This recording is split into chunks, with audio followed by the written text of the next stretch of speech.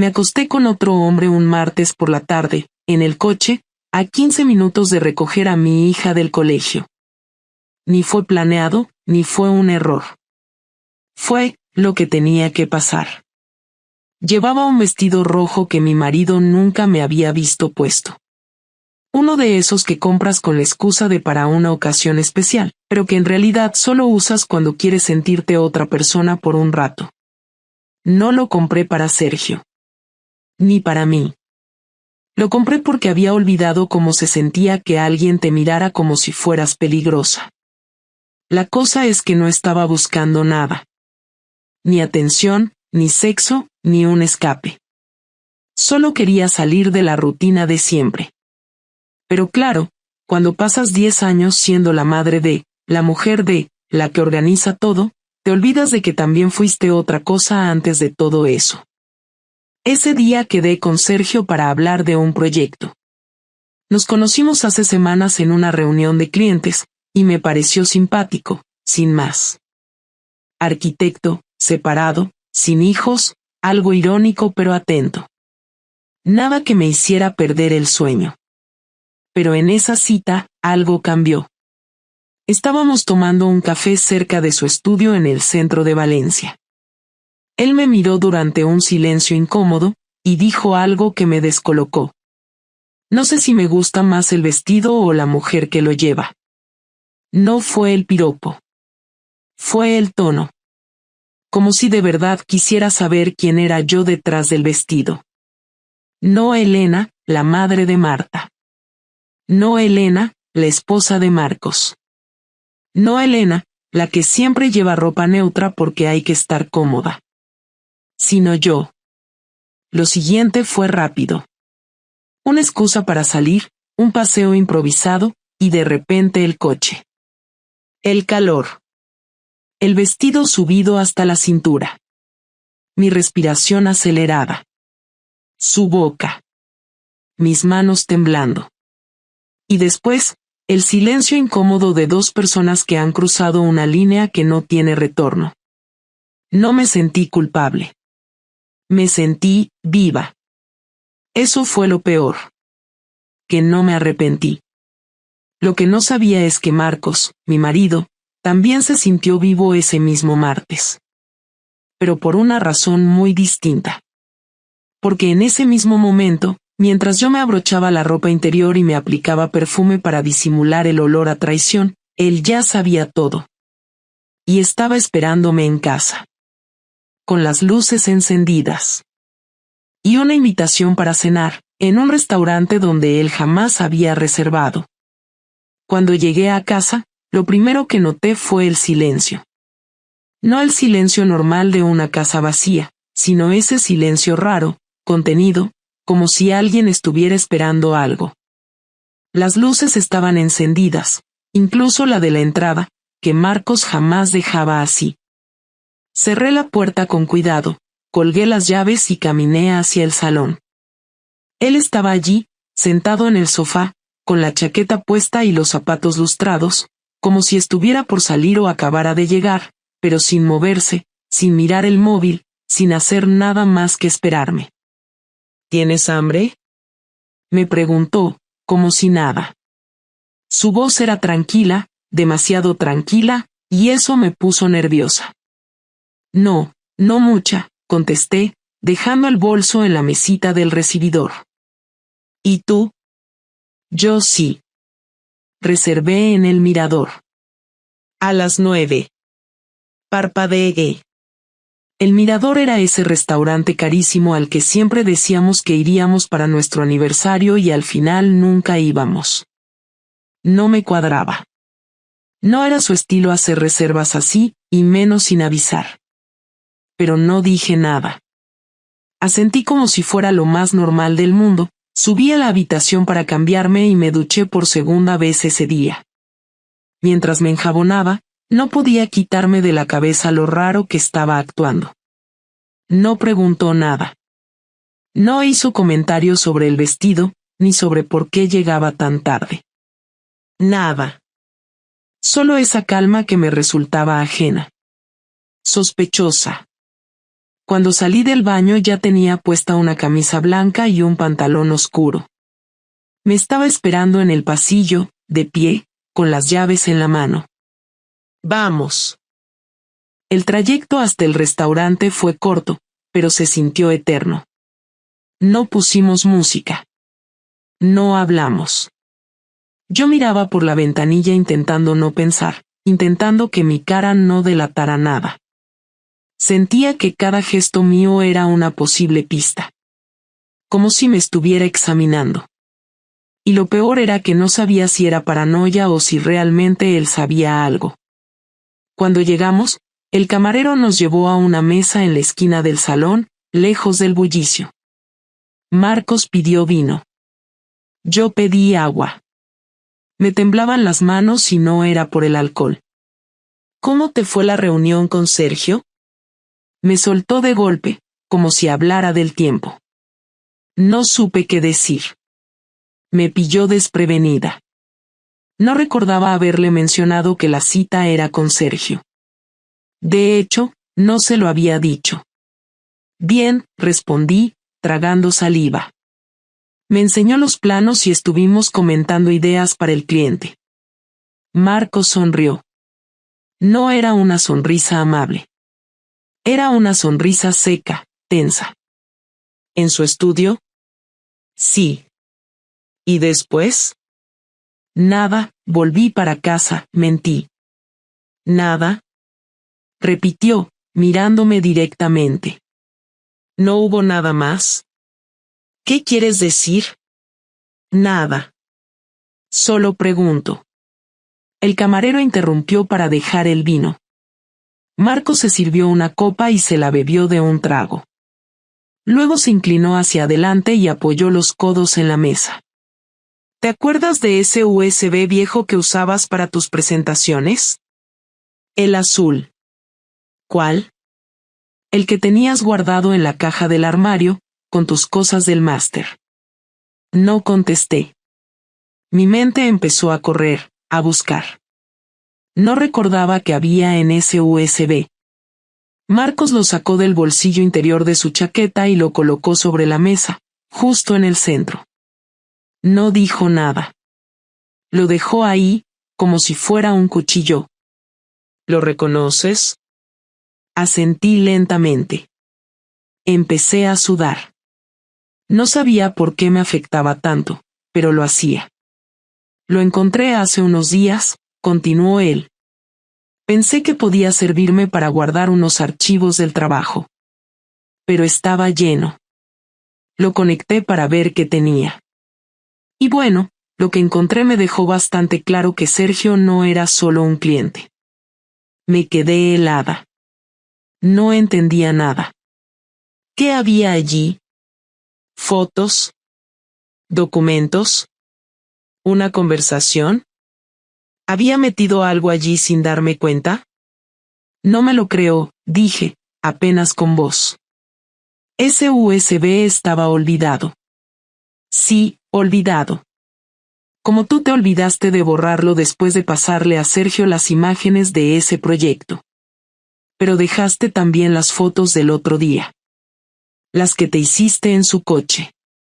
Las que no son precisamente de arquitectura. No dije nada. Mi estómago se revolvió. Quise decir que no eran mías.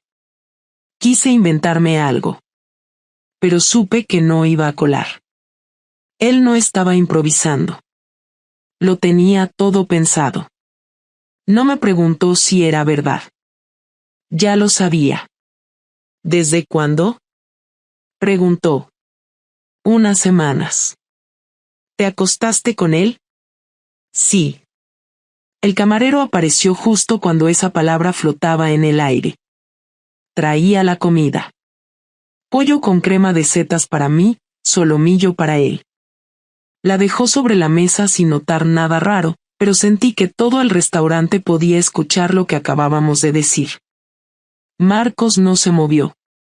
No hizo ninguna escena. Solo se quedó ahí, con la mirada fija en su plato. No te voy a montar un numerito aquí, dijo. Ya tuve tiempo para gritar en casa, Solo que tú no estabas. Pero escucha bien, Elena, esto no se va a quedar así. No sé qué decirte. Ya lo has dicho todo. Terminamos la cena en silencio. No probé la comida. Él sí. Comió despacio, como si saboreara algo más que el solomillo.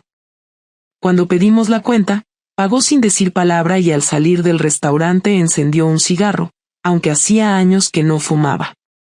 Mañana hablaremos, dijo, mirándome sin expresión. Pero ya está todo claro. Y caminó hacia el coche, dejándome atrás unos pasos. Como si ya no fuéramos pareja. Como si yo fuera alguien con quien simplemente tenía que cerrar cuentas. A la mañana siguiente, cuando me desperté, él ya no estaba en la cama. Solo quedaba a su lado frío, la marca de la almohada sin hundir. Bajé en pijama, con los ojos aún hinchados por no haber dormido casi nada, y lo encontré en la cocina, vestido, con una taza de café en la mano, mirando por la ventana como si estuviera esperando algo que no iba a llegar. No dijo nada al verme. Ni un saludo, ni un comentario. Solo el sonido de la cuchara golpeando la taza y el reloj marcando las 8:02. Me senté frente a él sin saber si tenía derecho a decir algo, sin saber por dónde empezar. Él se giró y me miró como se mira a una persona que ya no se reconoce. Se sentó con calma, cruzó los brazos y esperó. No me gritó, no rompió nada, no levantó la voz. Pero cada silencio suyo dolía más que cualquier insulto. ¿Lo amas?, preguntó sin rodeos. No lo sé, contesté sin pensarlo mucho, y en cuanto salió de mi boca, quise haberlo dicho de otra forma, o no haberlo dicho en absoluto, pero ya estaba hecho. No lo sabes, repitió con la mandíbula apretada. Entonces te acostaste con alguien y no tienes claro por qué. Fue un error, intenté, aunque sabía que no iba a funcionar. Me sentía sola. Estaba siempre en el trabajo, yo llevaba meses sintiendo que no importaba. ¿Y esa es la solución? ¿Buscar a otro? ¿Mentirme en la cara cada día mientras llevábamos a nuestra hija al colegio como si todo fuera normal? No fue así. ¿No fue así? Me interrumpió. ¿Cómo fue entonces? ¿Me lo explicas? Porque yo vi las fotos, Elena. Vi lo que llevabas puesto, vi lo que hacías, vi tu cara. No puedes decirme que eso fue solo una equivocación. No se veían dudas en esas fotos. Te estabas riendo. Disfrutando. Me quedé callada. Sabía que intentar justificarme solo iba a empeorar las cosas. Él tenía razón. No fue un desliz de una noche borracha ni algo que se salió de control. Fue consciente. Fue decidido. Y ahora no sabía cómo vivir con eso encima. ¿Por qué con él? Siguió. ¿Qué tiene Sergio que no tenga yo? ¿Te escucha más? ¿Te mira mejor? ¿Te dice cosas bonitas? ¿O es simplemente que no tiene que lidiar con las partes feas del día a día? No se trata de eso. Entonces explícamelo. Me sentía invisible, solté de golpe. Cada día era igual, cada conversación giraba en torno a facturas, colegios, menús de la semana. Dejaste de verme. Dejaste de preguntarme cómo estaba. Y yo dejé de insistir. Solo seguí. Y un día alguien me miró como tú ya no me mirabas. Eso es todo. ¿Y te acostaste con él por eso? Sí. Se quedó quieto, sin mover un músculo. Solo parpadeó lentamente, como si estuviera conteniendo algo, pero no supe qué. Ira, tristeza, decepción, todo junto. Cuando habló de nuevo, su tono era más bajo. ¿Te habrías detenido si yo no lo hubiera descubierto? No respondí. No podía. No iba a mentirle más, pero tampoco me sentía capaz de decirle la verdad completa. Así que bajé la cabeza y guardé silencio. Él se levantó de la silla, caminó hasta el salón, dio varias vueltas sin sentido y volvió a la cocina.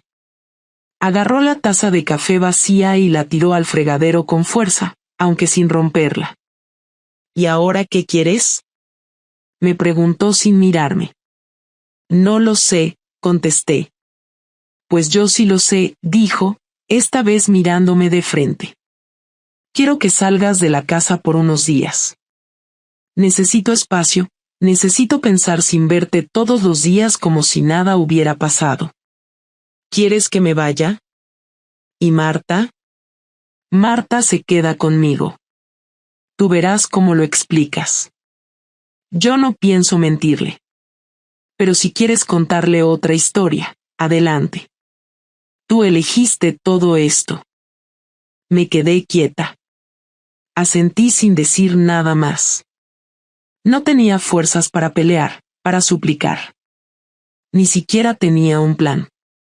Subí las escaleras despacio, como si cada escalón me hundiera más. Hice una maleta pequeña, cogí el portátil y algo de ropa, y bajé de nuevo. Él ya no estaba en la cocina. Ni en el salón. Lo escuché en la habitación de Marta, probablemente fingiendo que todo estaba bien. No quise interrumpir. Salí por la puerta sin mirar atrás. Caminé hasta el coche con las piernas temblando y me metí sin saber a dónde ir. Me senté en el asiento del conductor con las manos en el volante sin arrancar. No lloré. Solo me quedé allí, con la certeza de que acababa de perder algo que no sabía si podría recuperar. No pasaron ni 48 horas desde que salí de casa cuando empecé a notar lo que de verdad había hecho.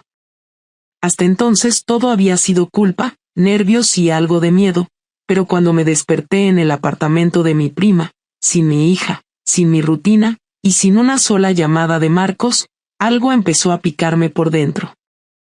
No sabía exactamente qué, pero había un movimiento silencioso, algo que no me cuadraba. Esa misma tarde, al ir al supermercado, intenté pagar con la tarjeta conjunta y me salió rechazada. Pensé que podía haber un error, así que lo intenté de nuevo. Otra vez denegada. Miré el saldo desde la app y la cuenta estaba prácticamente vacía, con una transferencia reciente de casi todo el dinero a una cuenta a su nombre. Entonces entendí que lo que había dicho sobre pensar sin verme era solo la primera parte. La venganza de Marcos no iba a ser impulsiva, sino pensada con calma, en silencio, y con cada movimiento preciso. Volví al coche y llamé, no para pedir explicaciones, sino porque ya no sabía qué podía hacer. Él contestó al segundo timbre, como si estuviera esperando la llamada. No me dijo hola, ni siquiera mi nombre. Ya veo que intentaste pagar con la tarjeta, dijo con una voz seca. ¿Necesitas algo? ¿Por qué vaciaste la cuenta?, pregunté, manteniendo la calma aunque por dentro empezaba a arder. Porque es mía. Todo lo que hay ahí lo he ingresado yo. Tú tienes tu cuenta, puedes usarla. Pero es la cuenta de la casa. Ya no vivimos en la misma casa, Elena. Pensé que eso había quedado claro. Intenté no alterarme, pero ya me costaba. No tanto por el dinero, sino por la frialdad con la que lo estaba haciendo. Me estaba borrando de todo, sin levantar la voz, sin un solo insulto, pero con una efectividad que dolía más que si hubiera gritado durante horas. ¿Qué más has hecho?, pregunté, sabiendo que esto solo era el principio. No te preocupes, no te voy a dejar sin nada. Pero ya hablé con un abogado. Mañana presento la demanda de separación. No es un divorcio definitivo aún, pero quiero las cosas claras desde ahora. La casa se queda como está, Marta se queda conmigo hasta que un juez diga lo contrario. Tienes derecho a verla, por supuesto. Pero no vas a entrar más allí sin avisar. Estás haciendo esto muy rápido. No. Estoy haciendo lo que debería haber hecho desde el primer día que empezaste a mentirme. No supe qué contestar. Estaba sentada en el coche, en un aparcamiento cualquiera, escuchando cómo mi vida se reorganizaba sin que yo pudiera hacer nada para detenerlo. Y lo peor de todo es que no podía reprocharle nada. ¿Le has contado algo a Marta? A Marta no se le ha dicho nada más allá de que mamá se ha ido unos días. No quiero meterla en esto, pero no voy a taparte si empieza a preguntar. Le diré la verdad si es necesario. Tiene 10 años. Lo sé. Por eso me importa que sepa que no fue culpa suya. Pero también quiero que entienda que en esta familia no se miente sin consecuencias. Colgué antes de que dijera algo más. No quería oír otra frase calculada, no quería más frases lógicas. Me sentía acorralada, expuesta, y lo peor era que todo lo había provocado yo. Los días siguientes fueron una sucesión de impactos. Me enteré de que había avisado a su jefe y pidió teletrabajo para no dejar sola a Marta. Habló con mi madre antes que yo y le contó todo sin adornos, asegurándose de que si intentaba refugiarme en su casa, al menos ella supiera lo que había pasado. Llamó a la escuela para informar del cambio temporal en la custodia. Canceló mis contraseñas en los servicios compartidos. Incluso me bloqueó en su cuenta de Netflix. Y no lo hizo con rencor, lo hizo con eficiencia. Cada cosa en su lugar, cada movimiento medido. Yo intenté mantener algo de dignidad. Fui a ver a un abogado, intenté preparar alguna estrategia para responder legalmente, pero hasta ahí él ya se había adelantado. Me explicó que había entregado pruebas del adulterio, no por venganza, sino para asegurarse de que la custodia no se viera comprometida por decisiones imprudentes. Sabía cómo usar cada detalle sin recurrir a un solo grito. Y esa fue su mayor venganza. No necesitó destruirme con violencia, lo hizo con orden. Me quitó el control, me dejó sin herramientas. Me enfrentó con mi propia decisión y me dijo, te escuché, no dijiste que querías irte, pero tus actos lo hicieron por ti. Una noche, ya de madrugada, no pude evitar escribirle. Le puse un mensaje largo, explicando cosas que antes no me había atrevido a decir. Le pedí hablar. No me respondió esa noche. Lo hizo al día siguiente con 4 palabras, nos vemos el domingo. Eso era todo. Ni perdón, ni ataque. Solo una cita en el calendario para la conversación que yo sabía que iba a ser definitiva. El domingo por la tarde llegué a la cafetería 15 minutos antes, pedí un café solo y me senté en la mesa más apartada del fondo. Me sentía nerviosa pero no quería parecer débil, así que respiré hondo y me obligué a mantener la mirada fija en la puerta. Marcos llegó puntual, sin expresión, sin prisa, sin ese aire tenso que solía tener las últimas veces que habíamos hablado. Llevaba vaqueros, una camisa sencilla y su reloj habitual. Se sentó frente a mí sin saludar, pidió un té verde y esperó. No había cortesía, ni distancia forzada, solo una frialdad que parecía ya instalada en su forma de hablarme. No quiero dar más vueltas, dijo.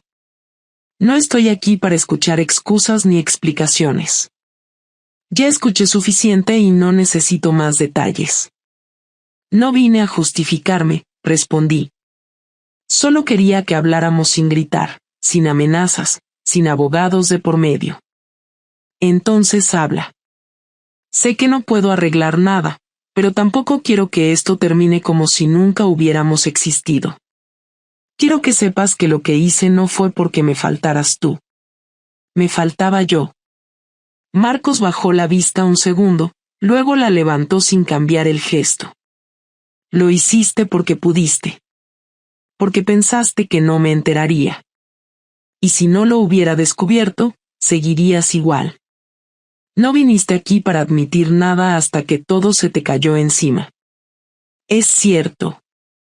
No lo negué, no fingí. Pero tampoco fue un juego. Sé que fallé. Lo tengo claro. No necesito que me lo recuerdes cada día. Lo sé desde el momento en que crucé la puerta de casa y te vi sentado ahí. Elena, no me importa que lo sepas ahora. Me importaba que lo supieras antes de acostarte con otro. Me importaba que pensaras en todo eso antes de borrarme de tu vida mientras dormías en mi cama. Y lo peor no fue eso.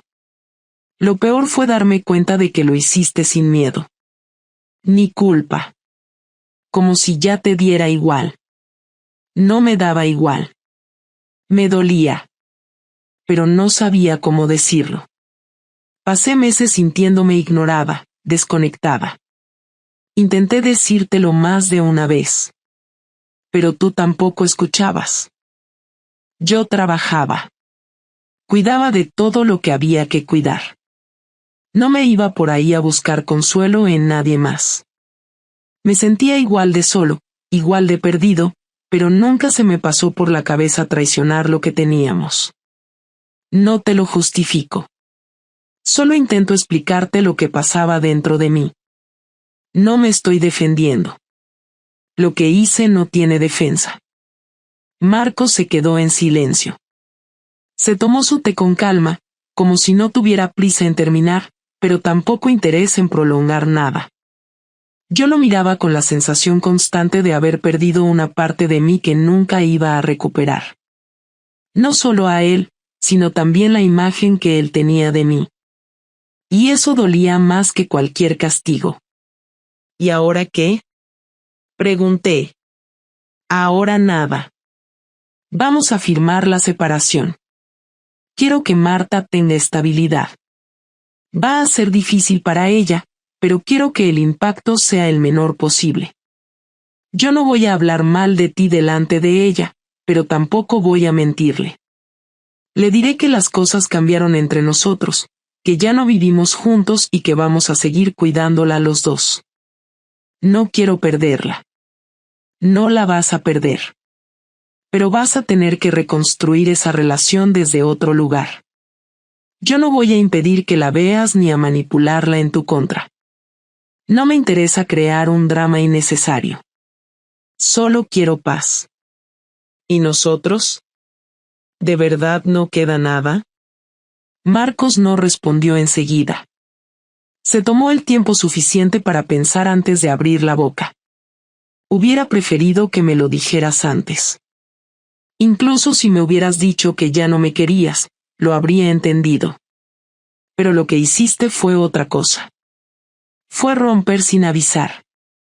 Mentiste con los ojos, con las manos, con el cuerpo. No sé si alguna vez voy a poder mirar atrás y recordar algo sin pensar en ese momento. No es que no te quiera. Es que ya no puedo confiar en ti. Y sin eso no hay nada. Asentí sin saber qué más decir. Él no estaba enfadado. Ya no. Lo que quedaba era un cansancio más profundo. No buscaba venganza, ni castigo. Solo quería pasar páginas sin tener que cargar con el peso de una guerra. Y lo entendí. Yo también estaba cansada. No de él, sino de todo lo que arruiné sin medir las consecuencias. Te voy a transferir el dinero que quitaste de la cuenta, le dije. No quiero que sientas que quiero aprovecharme de ti. Solo quiero que esto sea justo. No hace falta. Ya no se trata de dinero. Lo que había que romper ya está roto. ¿Puedo escribirle una carta a Marta? Para explicarle algo desde mí, no desde los adultos que la rodean. Hazlo. Pero no esperes que te la responda de inmediato. Nos quedamos un rato más sin hablar. Luego él se levantó, dejó un billete en la mesa y se despidió sin tocarme, sin mirar atrás. Me quedé ahí un rato más, con el café frío y la cabeza llena de preguntas que ya no tenían sentido. Han pasado 3 semanas desde aquella conversación en la cafetería. No hemos vuelto a hablar directamente, solo algunos mensajes breves sobre Marta, horarios de recogida y cosas puntuales del colegio. No hay insultos, no hay reproches, pero tampoco hay cercanía. Lo que teníamos ya no existe y, aunque duele reconocerlo, tengo que vivir con eso. Me mudé a un pequeño piso en el barrio de Benimaclet, algo lejos de nuestra antigua casa, lo justo como para no cruzarnos por casualidad pero sin complicar demasiado la logística con nuestra hija. Al principio me parecía que estaba en una especie de exilio temporal, pero con el paso de los días fui aceptando que esta era mi nueva vida, la que había provocado yo sola con cada decisión equivocada que tomé sin medir nada más allá de lo que quería sentir en el momento. Marta vino a dormir el sábado pasado. Fue la primera vez desde que me fui. Marcos la dejó en la puerta, me saludó con un simple buenas noches y se fue. Ella entró con su mochila, me dio un beso en la mejilla y me preguntó si podía usar mi portátil para una tarea. No me preguntó nada sobre lo que había pasado, pero sí me miraba diferente. No con odio, no con resentimiento, pero con esa distancia que tienen los niños cuando algo se rompe y todavía no saben si se puede volver a arreglar. Yo no le forcé explicaciones. Le dejé su espacio, le preparé su comida favorita, le ofrecí la cama grande y yo dormí en el sofá. Ella no dijo nada, pero aceptó sin protestar. A la mañana siguiente, antes de que Marcos viniera a buscarla, le di la carta que había escrito con cuidado, sin dramatismo, sin exageraciones. Se la puse en la mochila sin decirle que tenía que leerla ya, solo le dije que era para cuando ella quisiera saber un poco más, desde mi voz.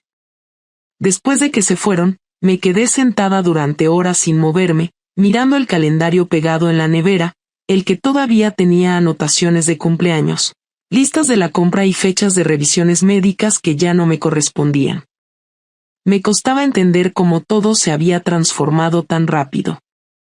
No es que antes fuéramos una pareja perfecta, nunca lo fuimos, pero al menos teníamos un código, un equilibrio, una manera de entendernos que nos había llevado a vivir juntos durante más de 10 años.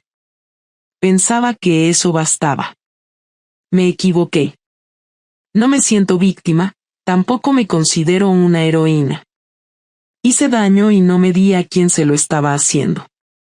Me dejé llevar por un impulso que, en su momento, me pareció necesario, incluso inevitable, pero que ahora veo con la frialdad de quien se ha estrellado contra el suelo sin amortiguación. Perdí el respeto de mi pareja, la confianza de mi hija, la estabilidad que llevaba años construyendo y la imagen que tenía de mí misma como alguien que podía sostener su vida sin traicionar a nadie. Y nada de eso se puede revertir con disculpas, ni con tiempo, ni con promesas. Solo queda aceptar, vivir con ello y no repetirlo. Sergio no volvió a escribirme después de todo. Supongo que lo entendió o simplemente se desentendió. Nunca le pedí nada, ni promesas, ni continuidad. Fue una situación puntual, pero eso no quita el peso de lo que desencadenó. No me interesa buscar culpables fuera de mí. Nadie me obligó. Nadie me empujó. Tomé decisiones, y ahora me toca sostenerlas. Estoy yendo a terapia. Lo empecé como una forma de calmar la ansiedad, de entender mis impulsos, pero poco a poco se está volviendo una necesidad más estructurada. No para justificarme, sino para no repetir el mismo patrón si alguna vez vuelvo a construir algo con alguien. La terapeuta no da soluciones mágicas, no intenta hacerme sentir mejor con palabras bonitas. Me hace preguntas incómodas, me obliga a ver cosas que no quería mirar y eso, aunque me incomoda, también me está sirviendo para ubicarme. Hay días en que me despierto y pienso que nada tiene sentido, que tiré todo por la borda por una necesidad momentánea. Y hay otros días donde, aunque sigue doliendo, empiezo a encontrar pequeños momentos de orden, de silencio útil. Marcos ya no me odia. No me quiere tampoco. Creo que ahora solo me ve como alguien con quien tiene que negociar la crianza de su hija. Mantiene la educación, la cortesía básica, pero hay una barrera clara. No confía en mí y es evidente que no piensa darme otra oportunidad. No lo culpo.